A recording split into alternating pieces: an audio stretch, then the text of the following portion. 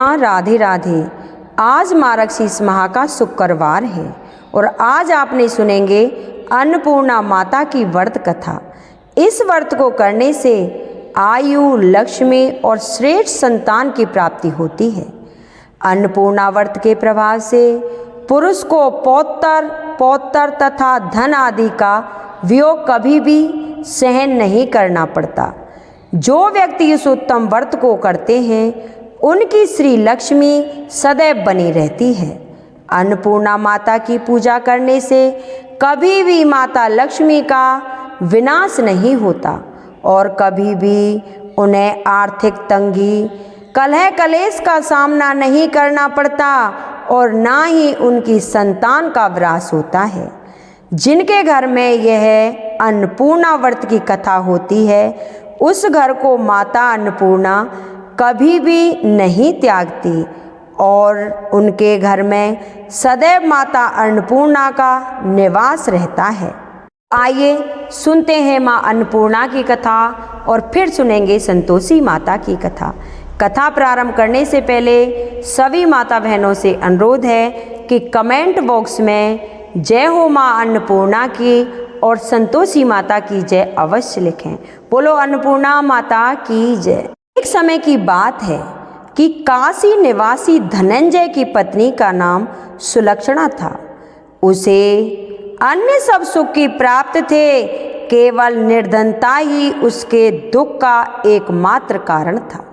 यह दुख उसे हर समय सताता रहता था। एक दिन सुलक्षणा पति से बोली, हे स्वामी, आप कुछ उद्यम करो तो काम चले, इस प्रकार कब तक काम चलेगा। सुलक्षणा की बात धनंजय के मन में बैठ गई और वह उसी दिन निश्चय नाथ शंकर जी को प्रसन्न करने के लिए बैठ गया और कहने लगा, हे देवादिदेव, हे विश्वेश्वर, मुझे पूजा पाठ कुछ आता नहीं है, केवल आपके भरोसे बैठा हूँ। इतनी विनती करके वह 2-3 दिन भूखा प्यासा बैठा रहा। यह देखकर भगवान शंकर ने उसके कान में अन्नपूर्णा अन्नपूर्णा अन्नपूर्णा इस प्रकार 3 बार कहा। यह कौन क्या कह गया, इसी सोच में धनंजय पड़ गया कि मंदिर से आते ब्राह्मण को देखकर पूछने लगा कि पंडित जी, अन्नपूर्णा कौन है। तब ब्राह्मण ने कहा, तू अन्न छोड़ बैठा है, सो तुझे अन्न की ही बात सूझती है, जा घर जाकर अन्न ग्रहण कर ले।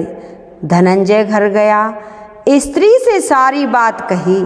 वह बोली, नाथ चिंता मत करो, स्वयं शंकर जी ने यह मंत्र दिया है, वे स्वयं ही इसका खुलासा करेंगे। आप फिर जाकर उनकी आराधना करो। धनंजय फिर जैसा का तैसा पूजा में बैठ गया।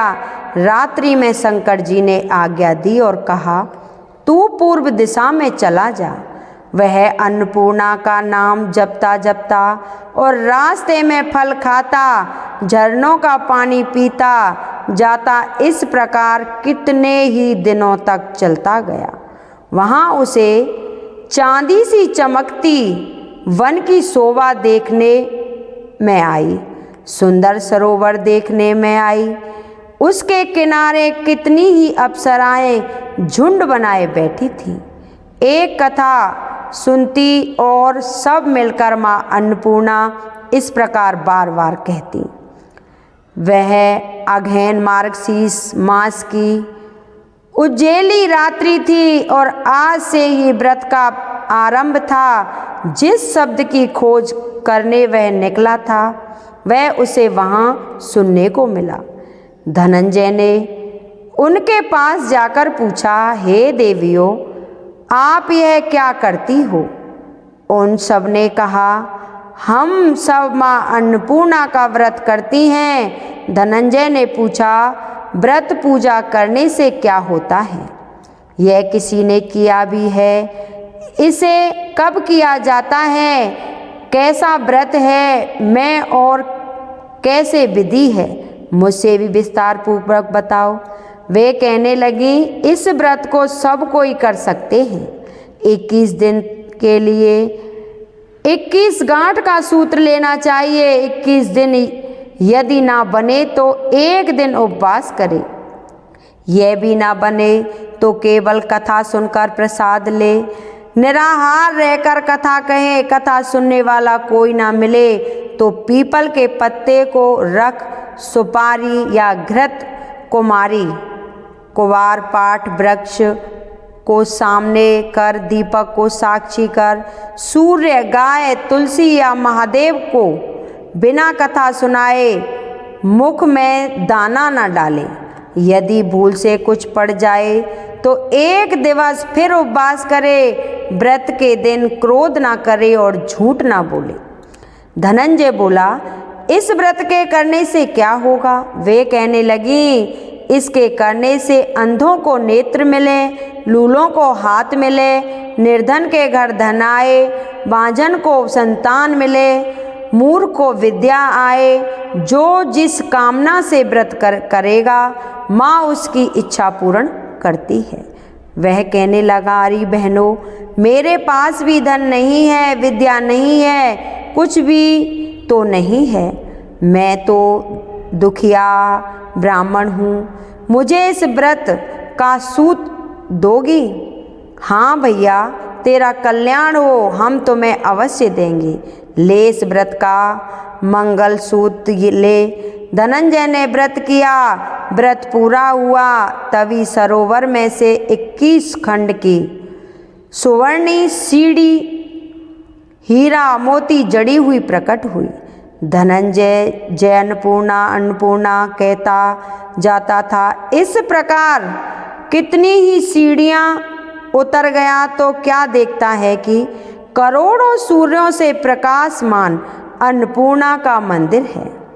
उसके सामने स्वर्ण सिंहासन पर माता अन्नपूर्णा विराजमान है। सामने भिक्षा हेतु शंकर भगवान खड़े हैं। देवांगनाएं चवर डुराती हैं। कितनी ही हथियार बांधे पहरा देते हैं। धनंजय दौड़कर जगदम्बा के चरणों में गिर गया। देवी उसके मन का कलेश जान गई। धनंजय कहने लगा, माता आप तो अंतर्यामी हो, आपको अपनी दशा क्या बताऊं? माता बोली, मेरा व्रत किया है, जा संसार तेरा सत्कार करेगा। माता ने धनंजय की जीवा पर बीज मंत्र लिख दिया। अब तो उसके रोम रोम में विद्या प्रकट हो गई। इतने में क्या देखता है कि वह काशी विश्वनाथ के मंदिर में खड़ा है। माँ का वरदान ले धनंजय घर आया। सुलक्षणा से सब बात कही। माता जी की कृपा से उसके घर में संपत्ति उमड़ने लगी। छोटा सा घर बड़ा बन गया, गिना जाने लगा। जैसे शहद के पत्ते पे मक्खियाँ जमा होती हैं, उसी प्रकार उनके सगे संबंधी आकर उसकी बड़ाई करने लगे। कहने लगे, इतना धन और इतना बड़ा घर, सुंदर संतान नहीं तो इस कमाई का कौन भोग करेगा? सुलक्षणा ने से संतान नहीं है, इसलिए तुम दूसरा विवाह करो। अनिच्छा होते हुए भी धनंजय को दूसरा विवाह करना पड़ा और सती सुलक्षणा को सौत का दुख उठाना पड़ा। इस प्रकार दिन बीतते गए। फिर अगहन मास आया। नए बंधन से बंधे पति से सुलक्षणा ने कहलाया कि हम व्रत के प्रभाव से सुखी हुए हैं, इस कारण यह व्रत छोड़ना नहीं चाहिए। यह माता जी का प्रताप है जो हमें इतने सम्मान और सुखी हैं। सुलक्षणा की बात सुन धनंजय उसके यहाँ आया और व्रत में बैठ गया। नई बहू को इस व्रत की खबर नहीं थी। वह धनंजय के आने की राह देख रही थी। दिन बीतते गए और व्रत पूर्ण होने में 3 दिवस बाकी थे कि नई बहू को खबर पड़ी। उसके मन में ईर्ष्या की ज्वाला दहकने लगी। सुलक्षणा के घर आ पहुंची और उसने वहां भगदड़ सी मचा दी। वह धनंजय को अपने साथ ले गई। नए घर में धनंजय को थोड़ी देर के लिए निद्रा ने आ दबाया। इसी समय नई बहू ने उसका व्रत का सूत तोड़कर आग में फेंक दिया। अब तो माताजी का कोप जाग गया। घर में अकस्मात आग लग गई। सब कुछ जलकर खाक हो गया। सुलक्षणा जान गई और पति को फिर अपने घर ले आई। नई बहू रूठकर पिता के घर जा बैठी। पति को परमेश्वर मानने वाली सुलक्षणा बोली, नाथ घबराना नहीं, माताजी की कृपा अलौकिक है। पुत्र को पुत्र हो जाता है पर माता को माता नहीं होती है।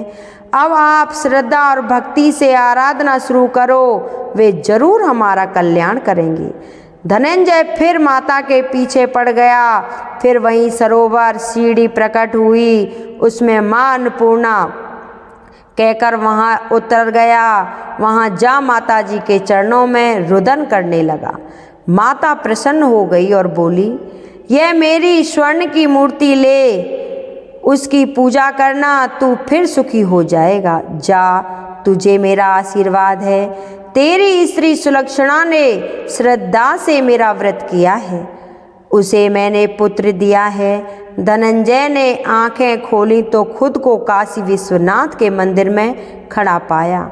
वहाँ से फिर उसी प्रकार घर को आया। इधर सुलक्षणा के दिन चढ़े और महीने पूरे होते ही पुत्र का जन्म हुआ। गांव में आश्चर्य की लहर दौड़ गई। इस प्रकार उसी गांव के निसंतान सेठ के पुत्र होने पर उसने माता अन्नपूर्णा का मंदिर बनवा दिया। उसमें माताजी धूमधाम से पधराई, यज्ञ किया और धनंजय को मंदिर के आचार्य का पद दे दिया। जीविका के लिए मंदिर की दक्षिणा और रहने के लिए बड़ा सुंदर सा भवन दिया।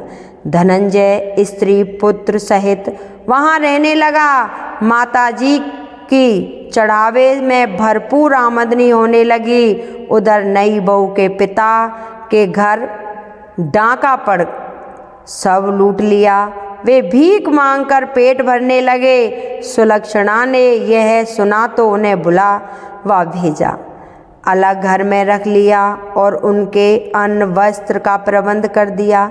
धनंजय, सुलक्षणा और उसका पुत्र माताजी की कृपा से आनंद से रहने लगे। माताजी ने जैसे उनको भंडारे भरे, वैसे ही जो मेरी यह कथा सुने हुंकारा भरे, उनके भंडारे भरना। बोलो अन्नपूर्णा माता की जय, संतोषी माता की जय। एक बुढ़िया थी, उसके 7 बेटे थे। 6 कमाने वाले थे जबकि एक निकम्मा था। बुढ़िया माई 6 बेटों की रसोई बनाती, भोजन कराती और उनसे जो कुछ झूठन बचती वह 7वें को दे देती। एक दिन वह अपनी पत्नी से बोला, देखो मेरी माँ को मुझ पर कितना प्रेम है। तो उसकी पत्नी बोली, क्यों नहीं, सबका झूठा जो तुमको खिलाती है। वह बोला, ऐसा नहीं हो सकता है, मैं जब तक आंखों से ना देख लूं मान नहीं सकता। बहू हंसकर बोली, देख लोगे तब तो मानोगे। कुछ दिन बाद घर में त्योहार आया। घर में 7 प्रकार के भोजन, चूरमे के लड्डू बने। वह जांचने को सिर दुखने का बहाना बनाकर पतला वस्त्र सिर पर ओढ़े रसोई घर में सो गया। वह कपड़े में से सब कुछ देखता रहा। 6 भाई भोजन करने आए। उसने देखा माँ ने उनके लिए सुंदर सुंदर आसन बिछा, नाना प्रकार की रसोई परोसी और आग्रह करके उन्हें जिमाया। वह सब कुछ देखता रहा। 6 भाई भोजन करके उठे, तब माँ ने उनकी झूठी थालियों में से लड्डुओं के टुकड़े उठाकर एक लड्डू बनाया। झूठन साफ कर बुढ़िया माई ने उसे पुकारा, बेटा 6 भाई भोजन कर गए हैं, अब तू ही बाकी है, उठ तू कब खाएगा। वह कहने लगा, माँ मुझे भोजन नहीं करना है, मैं अब परदेश जा रहा हूँ। माँ ने कहा, कल जाता हो तो आज ही चला जा। वह बोला, हाँ आज ही जा रहा हूँ। यह कहकर वह घर से निकल गया। चलते समय उसे पत्नी की याद आई। वह गौशाला में कंडे उपले थाप रही थी। वहाँ जाकर बोला, हम जावें परदेश को, आवेंगे कुछ काल, तुम रहियो संतोष से, धर्म आपनो पाल। तो उसकी पत्नी कहती है, जाओ पिया आनंद से, हमरो सोच हटाए, राम भरोसे हम रहें, ईश्वर तुम्हें सहाय। दो निशानी आपनी देख धरू में धीर, सुध मत हमरी विसारियो, रखियो मन गंभीर। वह बोला, मेरे पास तो कुछ नहीं है, ये अंगूठी है सो लेओ, और अपनी कुछ निशानी मुझे दे दो। वह बोली, मेरे पास क्या है, यह गोबर भरा हाथ है। यह कहकर उसकी पीठ पर गोबर के हाथ की थाप मार दी। वह चल दिया। चलते चलते दूर देश में पहुंचा। वहाँ एक साहूकार की दुकान थी। वहाँ जाकर कहने लगा, भाई मुझे नौकरी पर रख लो। साहूकार को ज़रूरत थी। वह बोला, रह जा। लड़के ने पूछा, तनख्वाह क्या दोगे? साहूकार ने कहा, काम देकर दाम मिलेंगे। साहूकार की नौकरी मिली। वह सुबह 7 बजे से 10 बजे तक नौकरी बजाने लगा। कुछ दिनों में दुकान का सारा लेन देन, हिसाब किताब, ग्राहकों को माल बेचना, सारा काम करने लगा। साहूकार के 7-8 नौकर थे। वे सब चक्कर खाने लगे। यह तो बहुत ही होशियार बन गया। सेठ ने भी काम देखकर और 3 महीने में ही उसे आधे का मुनाफे का हिस्सेदार बना दिया। वह सब कुछ वर्ष भर में ही नामी सेठ बन गया और मालिक सारा कारोबार उस पर छोड़कर चला गया। इधर उसकी पत्नी को सास ससुर दुख देने लगे। सारी गृहस्थी का काम करा के उसे लकड़ी लेने जंगल में भेजते। इस बीच घर के आटे से जो भूसी निकलती उसकी रोटी बनाकर रख दी जाती और फूटे नारियल की नरेली में पानी दिया जाता। एक दिन वह लकड़ी लेने जा रही थी तो रास्ते में बहुत सी स्त्रियां संतोषी माता का व्रत करती हुई दिखाई पड़ी। तो वह वहाँ पर खड़ी होकर कथा सुनने लगी और पूछा, अरे बहनों, तुम किस देवता का व्रत करती हो और उसके करने से क्या फल मिलता है? यदि तुम इस व्रत का प्रधान मुझे समझा कर कहोगे तो मैं तुम्हारा बड़ा एहसान मानूंगी। तब उनमें से एक स्त्री बोली, सुनो, यह संतोषी माता का व्रत है। इसके करने से निर्धनता, दरिद्रता का नाश होता है और जो कुछ मन में कामना हो सब संतोषी माता की कृपा से पूरी हो जाती है। तब उसने उससे व्रत की विधि पूछी। वह भगतनी स्त्री बोली, 1.25 आने का गुड़ चना लेना, इच्छा हो तो 5.25 आने का लेना या 1.25 रुपये का भी सहूलियत के अनुसार लेना। बिना परेशानी और श्रद्धा व प्रेम से जितना भी बन पड़े सवाया लेना। प्रत्येक शुक्रवार को निराहार रहकर कथा सुनना। इसके बीच क्रम टूटे नहीं, लगातार नियम का पालन करना।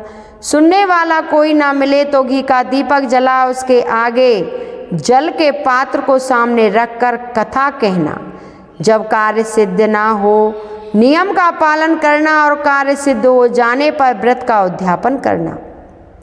माता 3 मास में फल पूरा कर देती है। यदि किसी के ग्रह खोटे हो तो माता वर्ष भर में कार्य सिद्ध कर देती है। फल सिद्ध होने पर उद्यापन करना चाहिए, बीच में नहीं। उद्यापन में 2.5 सेर का खाजा तथा इसी परिणाम में खीर तथा चने का साग करना। 8 लड़कों को भोजन कराना। जहाँ तक मिले देवर जेठ भाई बंधु के हों, ना मिले तो रिश्तेदार और आस पड़ोसियों को बुलाना, उन्हें भोजन करा, यथाशक्ति दक्षिणा दे, माता का नियम पूर्ण करना। उस दिन घर में कोई खटाई ना खाए। यह सुन बुढ़िया के लड़के की बहू चल दी। रास्ते में लकड़ी के बोझ को बेच दिया और उन पैसों से गुड़ चना ले माता के व्रत की तैयारी कर आगे चली और सामने मंदिर को देखकर पूछने लगी, यह मंदिर किसका है? तो सब कहने लगे, संतोषी माता का मंदिर है। यह सुनकर माता के मंदिर में जाकर चरणों में लौटने लगी। दीन विनती करती हूँ माँ मैं निपट अज्ञानी हूँ, व्रत के कुछ नियम नहीं जानती हूँ, मैं दुखी हूँ। हे माता जगत जननी मेरा दुख दूर कर, मेरे कर तेरी शरण में मैं हूँ। माता को दया आई। एक शुक्रवार बीता कि दूसरे शुक्रवार को उसके पति का पत्र आया और तीसरे शुक्रवार को उसका भेजा हुआ पैसा आ पहुँचा। यह देख जेठ जेठानी मुँह सिकोड़ने लगे, लड़के ताने देने लगे, काकी के पास पत्र आवे लगे, रुपया आने लगा, अब तो काकी की खातिर बढ़ेगी। बेचारी सरतल से कहने लगी, भैया कागज आवे रुपया आवे हम सबके लिए अच्छा है। ऐसा कह कर आँखों में आंसू भरकर संतोषी माता के मंदिर में आ मातेश्वरी के चरणों में गिरकर रोने लगी। माँ मैंने तुमसे पैसा कम मांगा है, मुझे पैसे से क्या काम है, मुझे तो अपने सुहाग से काम है, मैं तो अपने स्वामी के दर्शन मांगती हूँ। तब माता ने प्रसन्न होकर कहा, जा बेटी तेरा स्वामी आ जाएगा। यह सुनकर खुशी से बावली होकर घर में जा कामकाज करने लगी। अब संतोषी माँ विचार करने लगी, इस बोली पुत्री को मैंने कह तो दिया है कि तेरा पति आएगा, लेकिन कैसे, वह तो इसे स्वप्न में भी याद नहीं करता, उसे याद दिलाने को मुझे ही जाना पड़ेगा। इस तरह माताजी उस बुढ़िया के बेटे के पास जा स्वप्न में प्रकट होकर कहने लगी, साहूकार के बेटे सो रहा है या जागता है। वह कहने लगा, माता सोता भी नहीं हूँ जागता भी नहीं हूँ, कहो क्या आ गया है। माँ कहने लगी, तेरा घरबार कुछ है कि नहीं। वह बोला, मेरे पास सब कुछ है, माँ बाप हैं, बहू है, और क्या कमी है। माँ बोली, भोले पुत्र तेरी बहू घोर कष्ट उठा रही है, तेरे माँ बाप उसे परेशानी दे रहे हैं, वह तेरे लिए तरस रही है, तू उसकी सुध ले। वह बोला, माताजी यह तो मुझे मालूम है, परंतु जाऊं तो कैसे, परदेश की बात है, लेन देन का कोई हिसाब नहीं, कोई जाने का रास्ता नज़र नहीं आ रहा है, कैसे चला जाऊं। माँ कहने लगी, मेरी बात मान, सवेरे नहा धोकर संतोषी माता का नाम ले, घी का दीपक जला, दंडवत कर दुकान पर बैठ जाना, देखते देखते सारा लेन देन चुक जाएगा, जमा माल का ढेर बिक जाएगा, सांझ होते होते धन का भारी ढेर लग जाएगा। अब बूढ़े की बात मानकर वह नहा धोकर संतोषी माता को दंडवत कर घी का दीपक जला दुकान पर बैठ जाता है। थोड़ी देर में देने वाले रुपया लाने लगे, लेने वाले हिसाब लेने लगे, कोठे में भरे सामान के खरीदार नगद दामों में सौदा करने लगे, शाम तक धन का भारी ढेर लग गया। मन में माता का नाम लेकर चमत्कार देख प्रसन्न होकर के घर के वास्ते गहना कपड़ा खरीद सामान खरीदने लगा। यहाँ काम से निपट तुरंत ही घर को रवाना हुआ। उधर उसकी पत्नी जंगल में लकड़ी लेने जाती है। लौटते वक्त माताजी के मंदिर में विश्राम करती थी। वह तो उसके प्रतिदिन रुकने का जो स्थान था, ठहरने का, तो उसे धूल उड़ती देख वह माता से बोली कि हे माता, यह धूल कैसे उड़ रही है। तो माता कहती है, हे पुत्री, तेरा पति आ रहा है, अब तू ऐसा कर, लकड़ियों के 3 बोझ बना ले, एक नदी के किनारे रख, दूसरा मेरे मंदिर पर व तीसरा अपने सिर पर। तेरा पति को लकड़ियों का गट्ठर देख मोह पैदा होगा, वह यहाँ रुकेगा, नाश्ता पानी खाकर माँ से मिलने जाएगा, तब तू लकड़ियों का बोझ उठाकर आना और चौक में गट्ठर डालकर जोर से आवाज़ लगाना, लोल सासू जी लकड़ियों का गट्ठर लो, भूसी की रोटी दो, नारियल के खोपड़े में पानी दो, आज मेहमान कौन आया है। माताजी से बहुत अच्छा कहकर वह प्रसन्न मन से लकड़ियों के 3 गट्ठर बनाई, एक नदी के किनारे पर और एक माताजी के मंदिर पर रख। इतने में ही एक मुसाफिर आ पहुंचा। सूखी लकड़ी देख उसकी इच्छा उत्पन्न हुई कि यहीं पर विश्राम करे और भोजन बनाकर खा पी कर गाँव जाए। इसी तरह रुककर भोजन बनाकर विश्राम करके गांव को गया। सबसे प्रेम से मिला। उसी समय सिर पर लकड़ियों का गट्ठर लिए उतावली सी आती है। लकड़ियों का भारी बोझ आंगन में डालकर जोर से 3 आवाज़ देती है, लोल सासू जी लकड़ियाँ का गट्ठर लो, भूसी की रोटी दो, नारियल के खोपड़े में पानी दो, आज मेहमान कौन आया है। यह सुनकर उसकी सास बाहर आकर अपने दिए हुए कष्टों को बुलाते हुए कहती है, अरे बहू ऐसा क्यों कहती है, तेरा मालिक ही तो आया है, आ बैठ, मीठा भात खा, भोजन कर, कपड़े गहने पहन। उसकी आवाज़ सुन उसका पति बाहर आता है, अंगूठी देखकर व्याकुल होता है, माँ से पूछता है, माँ ये कौन है। माँ बोली, बेटा यह तेरी बहू है, जब से तू गया है तब से सारे गांव में भटकती फिरती है, घर का काम काज करती नहीं, 4 पैर आकर खा जाती है। वह बोला, ठीक है माँ, मैंने इसे भी देखा है और तुम्हें भी देखा है, अब तुम मुझे दूसरे घर की ताली दो, उसमें रहूँगा। माँ बोली, ठीक है, जैसी तेरी मर्जी। तब वह दूसरे मकान की 3री मंजिल का कमरा खोल सारा सामान जमाया, एक ही दिन में राजा के महल जैसा ठाट बाट बन गया। अब क्या था, बहू सुख भोगने लगी, इतने में ही शुक्रवार आ गया। उसके पति से कहा, मुझे संतोषी माता के व्रत का उद्यापन करना है। पति बोला, खुशी से कर लो। यह उद्यापन की तैयारी करने लगी, जेठानी के लड़कों को भोजन के लिए कहने गई। उन्होंने मंजूर तो किया, परंतु पीछे से जेठानी ने अपने बच्चों को सिखाया, देखो भोजन के समय खटाई मांगना, जिससे इसका उद्यापन पूरा नहीं होगा। लड़के जीमने आए, खीर खाना पेट भर कर खाया, परंतु बाद में खाते ही कहने लगे, हमें खटाई खाने को दो, खीर खाना हमको नहीं भाता। देखकर अरुचि होती है, वह कहने लगी, भाई खटाई किसी को नहीं दी जाएगी, यह तो संतोषी माता का प्रसाद है। लड़के उठ खड़े हुए, बोले, पैसा लाओ। भोली बहू कुछ जानती नहीं थी, उन्हें पैसे दे दिए। लड़के उसी समय हट करके इमली खटाई खा आए। यह देखकर बहू पर माताजी ने कोप किया और राजा के दूत उसके पति को पकड़कर ले गए। जेठ जेठानी मनमाने वचन कहने लगे, लूट लूट कर धन इकट्ठा करके लाया था, अब सब मालूम पड़ जाएगा जब जेल की मार खाएगा। बहू से यह सहन नहीं हुआ, रोती हुई माताजी के मंदिर में गई और कहने लगी, हे माता, तुमने ये क्या किया, हंसकर अब अपने भक्तों को रुलाने लगी हो। माता बोली, बेटे तूने उद्यापन करके मेरा व्रत भंग किया है।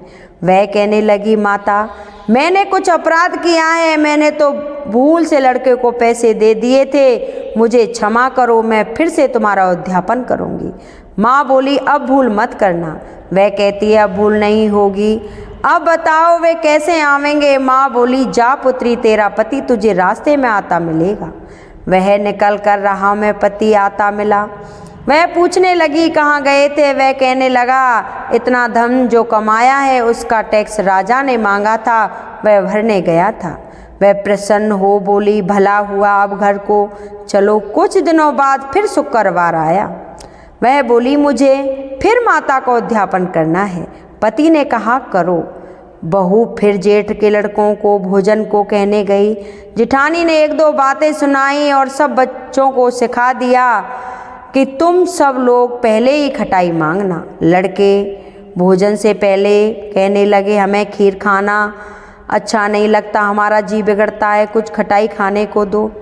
वह बोली, खटाई किसी को नहीं मिलेगी, आना है तो आओ। वह ब्राह्मण के लड़कों को लाकर भोजन कराने लगी। यथाशक्ति दक्षिणा की जगह 1-1 फल उन्हें दिया। संतोषी माता प्रसन्न हुई। माता की कृपा से 9वें मास में उसके यहाँ चंद्रमा के समान सुंदर पुत्र हुआ। पुत्र को पाकर प्रतिदिन माताजी के मंदिर में जाने लगी। माँ ने सोचा, यह रोज आती है, आज क्यों ना इसके घर चलूं। यह विचार कर माता ने भयानक रूप बनाया। गुड़ चने से सना मुख, ऊपर सूंड के समान होठ, उस पर मक्खियाँ भिन भिन कर रही थीं। देली पर पैर रखते ही उसकी सास चिल्लाई, देखो रे, कोई चुड़ैल डाकिन चली आ रही है। लड़कों को इसे भगाओ नहीं तो किसी को खा जाएगी। लड़के भगाने लगे, चिल्लाकर खिड़की बंद करने लगे। बहू रोशनदान से देख रही थी, प्रशंसा से पागल बनी, चिल्लाने लगी, आज मेरी माताजी मेरे घर आई हैं, वह बच्चे को दूध पीने से हटाती है। इतने में सास का क्रोध फूट पड़ता है। वह बोली, क्या उतावली हुई है, बच्चे को पटक दिया। इतने में माँ के प्रताप से लड़के ही लड़के नजर आने लगे। वह बोली, माँ जिसका मैं व्रत करती हूँ यह वही संतोषी माता है। सबने माताजी के चरण पकड़ लिए और विनती कर कहने लगे, हे माता, हम मूर्ख हैं, अज्ञानी हैं, तुम्हारे व्रत की विधि हम नहीं जानते। व्रत भंग करके हमने बड़ा अपराध किया है। जब माता आप हमारा अपराध क्षमा करो। इस प्रकार माता प्रसन्न हुई। बहू को प्रसन्न हो जैसा फल दिया वैसा माता सबको दे, जो पढ़े सुने मनोरथ उनके सभी के पूर्ण करे। बोलो संतोषी माता की जय। हे संतोषी माता, जो भी ये मेरी व्रत कथा सुने, जैसे आपने उस बहू को आशीर्वाद दिया वैसे ही सबको देना। आपको ये मेरी कथा कैसी लगी कृपया कमेंट बॉक्स में ज़रूर बताना और कमेंट बॉक्स में जय माँ लक्ष्मी और जय माँ संतोषी की ज़रूर लिखना। बोलो संतोषी माता की।